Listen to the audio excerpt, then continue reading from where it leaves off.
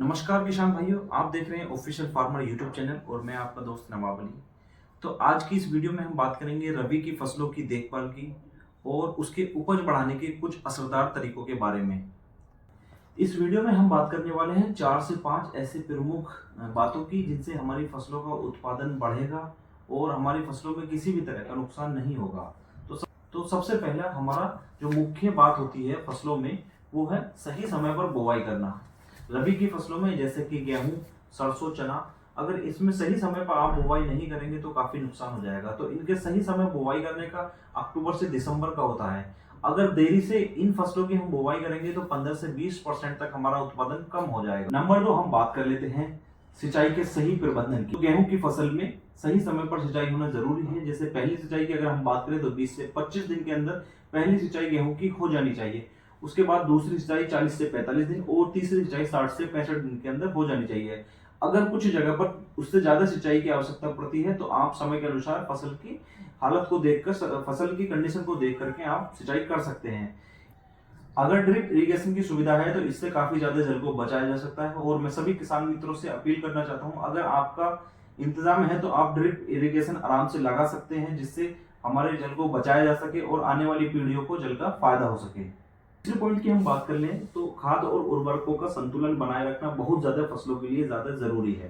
मिट्टी की जांच कराकर ही खाद और उर्वरकों का इस्तेमाल करना चाहिए। उससे हमें पता चल जाता है कि हमारी मिट्टी को किन पोषक तत्वों की आवश्यकता है, तो उसी के बाद हम उन पोषक तत्वों को अपनी मिट्टी में डाल करके अपनी उपज में बढ़वा ले सकते हैं। खास करके हमारा नाइट्रोजन, फास्फोरस और पोटास, इनकी जो संतुलित मात्रा अगर हम अपनी फसलों को देंगे तो फसलों की काफी ज्यादा ये बढ़ोतरी के काम आती है। इससे हमारी फसल काफी ज्यादा अच्छी हो जाती है और उत्पादन भी काफी हद तक बेहतर हो जाता है। जैविक खाद जैसे कि गोबर की खाद और वर्मी कंपोस्ट, इसका भी किसान मित्रों ज्यादा से ज्यादा इस्तेमाल करो। इससे हमारी मिट्टी की उर्वरा शक्ति काफी ज्यादा बढ़ जाती है।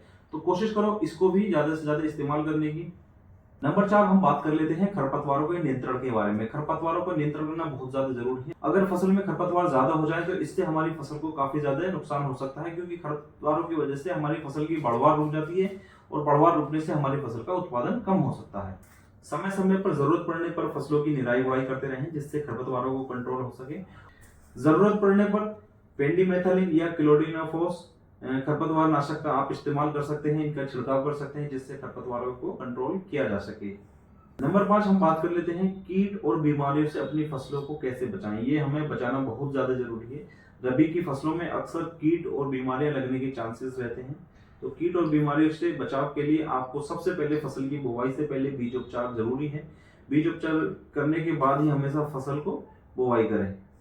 कुछ बीमारी और कीट की हम बात करें तो जैसे गेहूं में गेरू रोग अक्सर लग जाता है और चने में गिरने वाली बीमारी विल्ट डिजीज जिसको हम बोलते हैं वो अक्सर देखने को मिल जाता है। तो इनको भी कंट्रोल करना बहुत ज्यादा जरूरी है। इसके लिए हमें सीड ट्रीटमेंट बहुत ज्यादा जरूरी है।